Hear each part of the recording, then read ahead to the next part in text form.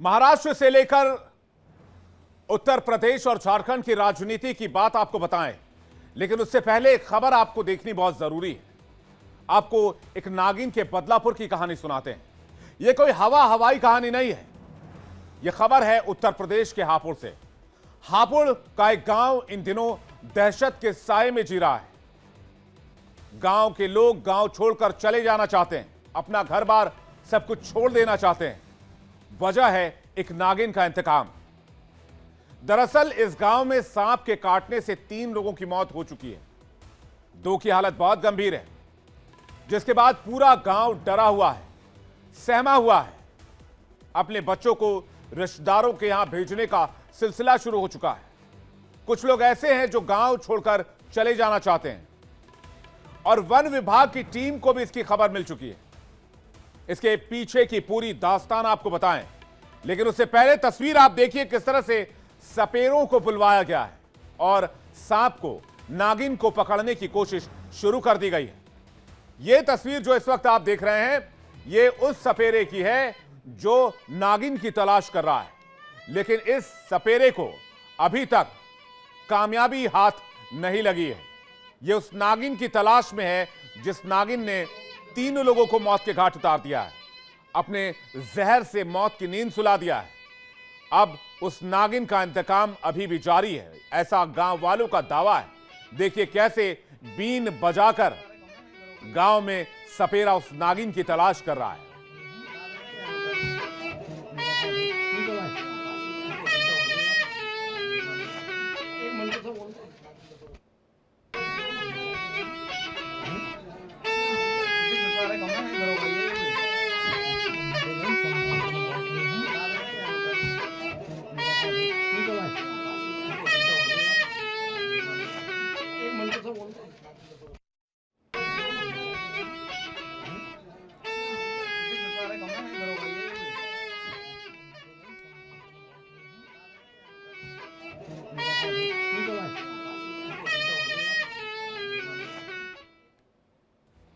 सपेरे की कोशिश यह है कि नागिन को धर दबोचा जाए, इससे पहले कि नागिन किसी और को मौत के घाट उतार दे, लेकिन अभी तक किसी तरह की कोई कामयाबी हाथ नहीं लगी है।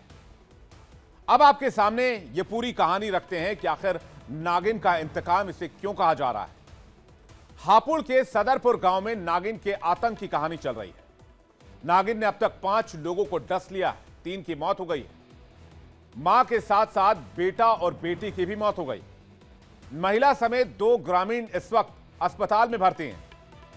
नागिन की दहशत से लोग गांव छोड़ देना चाहते हैं, अपना घर छोड़ देना चाहते हैं और ग्रामीण ये दावा कर रहे हैं ये नागिन का इंतकाम है, ये नागिन बदला ले रही है।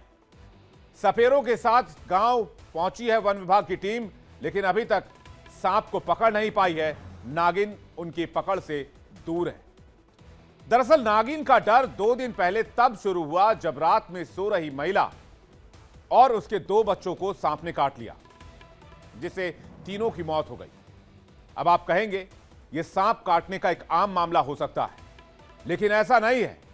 सांप काटने का यह आम मामला नहीं है, क्योंकि गांव वाले दावा कर रहे हैं कि यह एक नागिन का इंतकाम है। दरअसल जिन 3 लोगों की जान गई, उसके अंतिम संस्कार के बाद लोग घर लौट ही रहे थे कि खबर आई कि सांप ने एक और ग्रामीण को काट लिया, जिससे वो मूर्छित हो गया है, बेहोश हो गया है। आनन फानन में गांव वाले उस व्यक्ति को मेरठ अस्पताल लेकर पहुंचते हैं, जहां उसका इलाज शुरू किया जाता है, लेकिन उसकी जान अभी भी खतरे में है। और इस बीच वन विभाग की टीम को भी इसकी जानकारी दी जाती है। वन विभाग की टीम एक सांप को पकड़ लेती है, जिसके बाद ग्रामीण यह दावा करते हैं कि जो सांप वन विभाग की टीम ने पकड़ा है वो नहीं काट रहा है,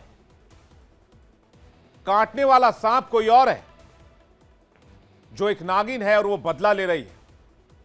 ग्रामीणों का डर और वन विभाग की मुश्किल तब और बढ़ जाती है जब अगली रात एक और महिला को सांप अपना शिकार बनाता है, नागिन अपना शिकार बनाती है, गांव वालों के दावे के मुताबिक। इसके बाद वन विभाग की 4 टीमें सपेरों के साथ सांप की तलाश में जुटती हैं, लेकिन कहा जा रहा है कि अभी तक उस सांप का कोई सुराग नहीं मिला है। सपेरों को भी बुलाया गया है, लेकिन इसका कोई फायदा नहीं हो पा रहा है। नागिन के बदलापुर को लेकर ग्रामीणों का क्या कहना है, वो क्या कह रहे हैं, आखिर डर का आलम क्यों है, गांव वाले घर क्यों छोड़ रहे हैं, गांव वालों का बयान क्या है, आपको सुनवाते हैं। बहुत दहशत है जी, जड़ के हमारा कोई सो भी ना पा रहा घर में, सब घर के बाहर सोते हैं खरंजिन पे। कितने लोगों को अभी तक जो है 3 की मौत हो गई, 2 घायल हैं, अस्पतालों में भर्ती हैं। डर के हमारा कोई सो भी ना रहा, ना कोई रोटी खा रहा चैन से। लोग छोड़कर भी गए हैं? हाँ, छोड़ कर जा रहे हैं अपनी रिश्तेदारी में, सब बालक बच्चे सब ऐसे ही जा रहे हैं जी। वन विभाग की टीम मौके पर आई? ना रात दिन को हमें, रात को कोई आता ना। 30 तारीख की रात से 3 लोगों को काटा था, तीनों की अगले दिन मृत्यु हो गई। फिर अगले दिन फिर काटा, एक को अस्पताल उपचार के लिए चले गए, फिर उसकी बीवी के लिए काट गया अगले दिन। 3 दिन से लगातार हो रही है घटना। 3 दिन से एक सांप लगातार गांव वालों को अपना निशाना बना रहा है। गांव वालों में दहशत और डर है, और डर का आलम यह है कि लोग गांव खाली कर देना चाहते हैं। 24 घंटे दहशत के साए में ना कोई रोटी खा पा रहा है, ना कोई निवाला ले पा रहा है। यहां तक कि गांव वाले अपने बच्चों को फौरन रिश्तेदार के यहां भेज दे रहे हैं और खुद भी गांव छोड़कर चले जाना चाहते हैं, क्योंकि 3 दिन से एक ऐसा सिलसिला शुरू हुआ है जिसके बारे में किसी को कोई जानकारी नहीं है। गांव के लोगों को लग रहा है कि नागिन उससे बदला ले रही है। मामले में वन विभाग की दलील भी सामने आई है, वो भी आपको सुनवाते हैं। वन विभाग की टीमें लगातार यहाँ पे रेस्क्यू कर रही हैं। कल भी एक सांप का रेस्क्यू किया गया है, और अब जो आज सुबह से एक सांप दिखाई दिया है, वो अंदर दीवार में घुसा हुआ था, दीवार को भी हटा दिया गया है। और सांप को बाहर निकालने के लिए हमारी सपेरों की टीम मेरठ से बुला ली गई है हम लोगों के द्वारा, और वो लगातार अपना प्रयास कर रही है, बाहर निकालने का प्रयास कर रहे हैं। जैसे ही बाहर निकलेगा वो वैसे ही रेस्क्यू उसे कर लिया जाएगा। इतना नहीं, यहाँ पे सांप दिखाई दिया है, सांप एक जगह तो बैठता नहीं है, वो थोड़े बहुत दूर एक दूसरे के घर में चला जाता है। घटना आज यहीं पे सुबह यहाँ पे सांप देखा गया। वन विभाग की तरफ से क्या तैयारी की गई है? वन विभाग की तरफ से हमारे पास में स्टिक हैं, सांप पकड़ने के पूरे उपकरण हैं, और वन विभाग की टीमें यहाँ लगातार गश्त कर रही हैं, लगातार रेस्क्यू में लगी हुई हैं। और कल एक सांप का रेस्क्यू किया गया। हाँ, सपेरों को हमारे द्वारा बुलाया गया। दरअसल सांप अंदर घुसा हुआ है, उसे बाहर निकालने के लिए सपेरों को बुलाया गया। दरअसल कुछ गांव वालों का मानना यह है कि ये नागिन एक जोड़े में घुमा करती थी, लेकिन कुछ दिन पहले कुछ गांव वालों ने एक सांप को बहुत ही दर्दनाक मौत दी, और उसके बाद से यह सिलसिला शुरू हुआ है। हालांकि कैमरे पर आकर कोई बात करने को तैयार नहीं है। उन्हें डर है कि कहीं नागिन उसे भी अपना शिकार, उन लोगों को भी अपना शिकार ना बना ले, इसलिए गांव में इस तरह की कहानियां भी बहुत जोर पकड़ रही हैं। इस खबर पर हम आपको अपडेट देते रहेंगे। बात सियासत की करते हैं और अगली खबर का रुख करते हैं।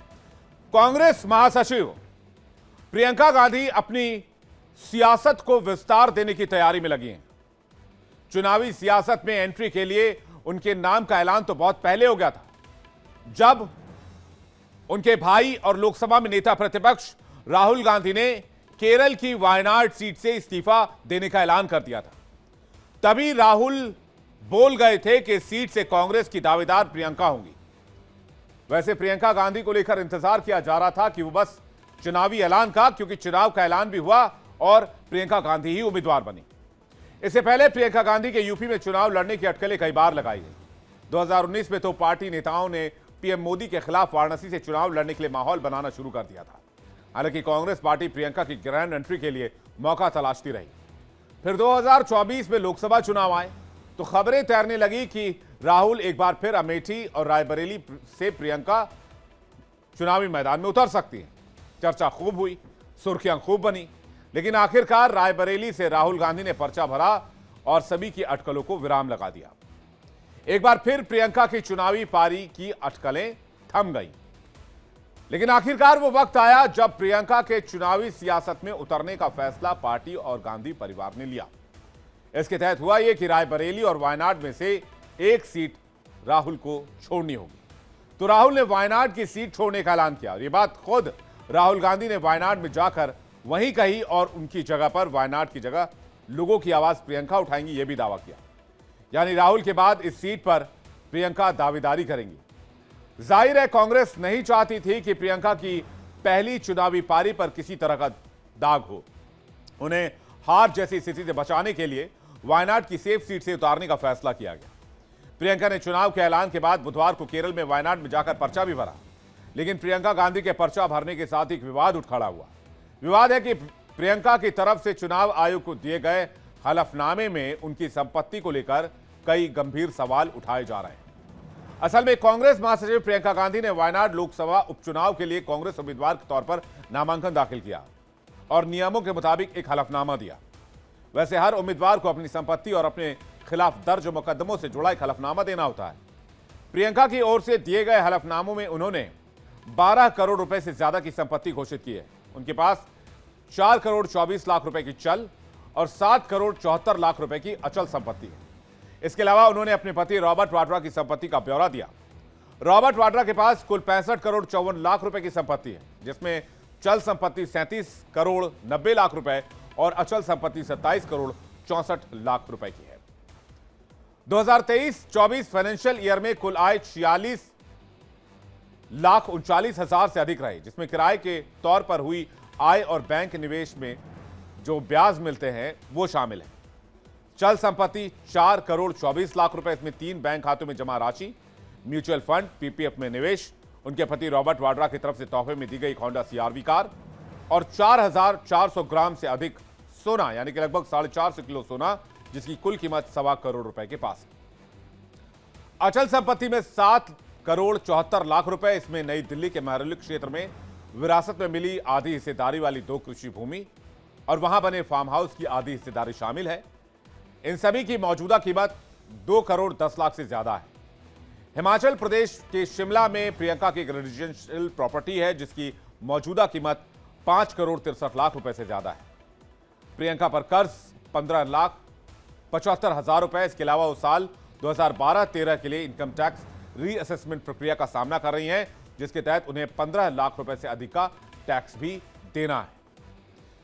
प्रियंका के इस पूरे हलफनामे के बाद विवाद ने जगह ली। बीजेपी ने प्रियंका के हलफनामे को लेकर सवाल उठाए। बीजेपी ने इसे भ्रष्टाचार का कबूलनामा बताया। साथ ही उन्होंने रॉबर्ट वाड्रा की संपत्ति कम दिखाए जाने का भी आरोप लगाया है। बीजेपी की तरफ से कहा गया है कि इससे ज्यादा तो उनसे इनकम टैक्स डिपार्टमेंट डिमांड कर रहा है। बीजेपी ने इस मामले में प्रियंका गांधी और सोनिया गांधी से स्पष्टीकरण की मांग की है। बीजेपी ने प्रियंका पर हिमाचल वाले घर की कीमत भी सही नहीं बताने का इल्जाम लगाया है। देखिए, प्रियंका वाड्रा जी जो कि एक प्रोडक्ट ऑफ डायनेस्टी है, उनके एफिडेविट को पढ़कर कई सारी सूचनाएं, कई सारी इंफॉर्मेशन बाहर आई है कि किस प्रकार से जो उनका कंबाइंड एसेट बेस है उनके और उनके पति का, रॉबर्ट वाड्रा जी का, उससे ज़्यादा तो इनकम टैक्स को उनकी लायबिलिटी है। इनकम टैक्स का डिमांड है उन पे 80 करोड़ रुपीस का। अब सोचिए कि यदि 80 करोड़ रुपीस का इनकम टैक्स का डिमांड उन पर है तो असलियत में उनकी इनकम कितनी है और दिखाई कितनी जा रही है। सत्ता के बाहर रहकर अगर गांधी परिवार इस प्रकार की जमीन चोरी, टैक्स चोरी या भ्रष्टाचारी करता है तो सोचिए सत्ता में रहकर क्या करता था। आज एक बात स्पष्ट है कि हाथी के दांत और कांग्रेस, खास करके प्रियंका राहुल के सिद्धांत खाने के अलग दिखाने के अलग, क्योंकि इस एफिडेविट से ये भी पता चलता है कि जिस एंटरप्रेन्योर्स को ये लोग गालियां देते हैं उसी एंटरप्रेन्योर्स की कंपनी में इन्वेस्ट और निवेश भी करते हैं, डायरेक्टली या इनडायरेक्टली। हमने ये भी देखा कि तेलंगाना भी उनका इन्वेस्टमेंट लिया जाता है, उनकी अलग अलग सरकारों में भी इन्वेस्टमेंट लिया जाता है। तो यही कांग्रेस पार्टी का चरित्र है, चाहे सत्ता के बाहर हो, सत्ता के अंदर हो, चोरी करना और दूसरी ओर सीनाजोरी करना, दूसरों पर उंगली उठाने वाले। अब अपने टैक्स चोरी के बारे में बताएं। आइए आगे बढ़ते हैं, बात यूपी में होने वाले उपचुनाव की करते हैं। उपचुनाव को लेकर इंडिया गठबंधन की तरफ से बुधवार को सस्पेंस खत्म कर दिया गया। एसपी यानी कि समाजवादी पार्टी के मुखिया अखिलेश यादव ने 9 सीटों पर प्रत्याशी उतारने का ऐलान कर दिया। साइकिल के सिंबल से चुनाव लड़ने का ऐलान कर दिया। अखिलेश के इस ऐलान के साथ ही बीजेपी ने भी यहां 7 सीटों पर प्रत्याशी घोषित कर दी। 1 सीट उसने अपने सहयोगी आरएलडी को दी। यूपी के इन उपचुनाव में अब बीजेपी एसपी के बीच सीधी लड़ाई है। इससे पहले अखिलेश और कांग्रेस में लगातार सीटों के बंटवारे के मुद्दे पर चर्चा चलती रही, लेकिन जिसमें कांग्रेस 5 सीटों पर अड़ी रही। अखिलेश कांग्रेस को 2 से ज्यादा सीटें देने को तैयार नहीं हो रहे थे, बल्कि अखिलेश ने गाजियाबाद और खैर की सीट कांग्रेस के लिए छोड़ी और ये दोनों सीटें कांग्रेस के लिए एक तरह से गले की फांस बन जाती, क्योंकि इन दोनों सीटों पर बीजेपी को हराना एक चुनौती माना जाता है। लेकिन कांग्रेस फूलपुर और मीरापुर की सीट भी मांगती रही। दोनों के बीच लंबी बातचीत के बाद आखिरकार अखिलेश ने एक सीट और कांग्रेस की झोली में डालने का फैसला किया। यह सीट फूलपुर की थी। मीरपुर की सीट फिर भी एसपी देने को राजी नहीं हुई। दोनों के बीच सीटों के बंटवारे का फैसला लटकने लगा। वक्त भी तेजी से बीतने लगा। कांग्रेस कार्यकर्ता और नेता भी असमंजस में पड़ गए कि आखिर करे तो करे क्या, और सीट बंटवारे का इंतजार करते रहे। बताया जाता है कि बुधवार को वायनाड में प्रियंका के नामांकन के बाद राहुल गांधी ने फ्री होते ही एसपी मुखिया अखिलेश यादव से फोन पर बातचीत की, और इसके बाद अखिलेश यादव ने 9 सीटों पर प्रत्याशी उतारने का ऐलान कर दिया। लेकिन इस बीच कांग्रेस की प्रदेश इकाई, जो ये ताल ठोके बैठी थी कि हमारी तैयारी 10 सीटों पर है और 5 सीटों पर तो हम प्रत्याशी उतारने जा रहे हैं, उनके पैरों तले मानो जमीन खिसक गया हो। अब फैसला आलाकमान का, तो इसमें प्रदेश इकाई क्या करे। अजय राय ने भी फैसले पर संतुष्टि जाहिर की। इस पर आपको बयान सुनवाएंगे, लेकिन अखिलेश यादव ने सोशल मीडिया पर क्या लिखा वो दिखाते हैं। उन्होंने सोशल मीडिया पर एक पोस्ट डाला जिसमें राहुल के साथ हाथ पकड़े हुए एक तस्वीर लगाई। इसके अलावा अखिलेश ने एक और पोस्ट लिखा जिसमें उन्होंने इंडिया गठबंधन और कार्यकर्ताओं के लिए लंबा चौड़ा संदेश दिया। अखिलेश यादव ने कहा कि बात सीट की नहीं, जीत की है। इस रणनीति के तहत इंडिया गठबंधन के संयुक्त प्रत्याशी सभी 9 सीटों पर समाजवादी पार्टी के चुनाव चिन्ह साइकिल के निशान पर चुनाव लड़ेंगे। कांग्रेस और समाजवादी पार्टी एक बड़ी जीत के लिए एकजुट होकर कंधे से कंधा मिलाकर खड़े हैं। इंडिया गठबंधन इस उपचुनाव में जीत का एक नया अध्याय लिखने जा रहा है। कांग्रेस पार्टी के शीर्ष नेतृत्व से लेकर बूथ स्तर के कार्यकर्ताओं के साथ आने से समाजवादी पार्टी की शक्ति कई गुना बढ़ गई है। इस अभूतपूर्व सहयोग और समर्थन से सभी 9 विधानसभा सीटों पर इंडिया गठबंधन का एक एक कार्यकर्ता जीत का संकल्प लेकर नई ऊर्जा से भर गया है। यह देश का संविधान, सौहार्द और पीडीए का मान सम्मान बचाने का चुनाव है। इसलिए हमारी सबसे अपील है कि वो एक भी वोट घटने ना पाए और एक भी वोट बंटने ना पाए। देश हित में इंडिया गठबंधन की सद्भाव भरी एकता और एकजुटता आज भी नया इतिहास लिखेगी और कल भी। अखिलेश यादव कांग्रेस के साथ आने की बात तो कह रहे हैं, कार्यकर्ताओं से एकजुट होने की अपील कर रहे हैं, लेकिन कांग्रेस का कार्यकर्ता और कांग्रेस की प्रदेश इकाई कितना एकजुट हो पाएगी ये देखने वाली बात होगी।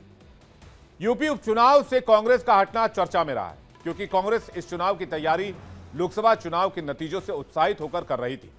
लंबे अरसे के बाद 2024 के लोकसभा चुनावी नतीजे कांग्रेस के लिए बड़ा संदेश लेकर आए थे, क्योंकि प्रदेश के 7 लोकसभा सीटों पर उसके प्रत्याशियों ने न केवल जीत हासिल की थी, बल्कि कई ऐसी सीटें रहीं जहां प्रत्याशियों ने कड़ा मुकाबला भी दिया। पार्टी के कार्यकर्ताओं ने और नेताओं ने तब यह सोचा था कि यह करिश्मा अब विधानसभा चुनाव में एसपी के साथ मिलकर दोहराया जा सकता है। यही वजह है कि दोनों दलों में सीट शेयरिंग को लेकर बात चलती रही, लेकिन नतीजा ढाक के 3 पात। कांग्रेस पार्टी ने चुनाव लड़ने से इनकार कर दिया और इंडिया गठबंधन के प्रत्याशियों को समर्थन देने का फैसला कर लिया। इसे लेकर पार्टी के वरिष्ठ नेता अविनाश पांडे मीडिया के सामने आए और उन्होंने स्थिति स्पष्ट की। नहीं, आपसी चर्चा के बाद में जब हमें ये लगा कि आपस में चर्चा करने से बात नहीं बन रही है और साथ ही साथ बेहतर होगा कि हम एकजुटता के साथ में इस चुनाव को लड़ें, और प्रमुख उद्देश्य जो है वो है भारतीय जनता पार्टी को हराना, और वो तभी बेहतर तरीके से विश्वसनीय रूप से हो सकता है जब हम एक साथ मिलकर उसका मुकाबला करें। तो बेहतर यही समझा हमने कि आज हम इंडिया गठबंधन के जितने भी उम्मीदवार होंगे उनको पूरा समर्थन देकर और आश्वस्त करेंगे जीत का, बने से बने सीट के।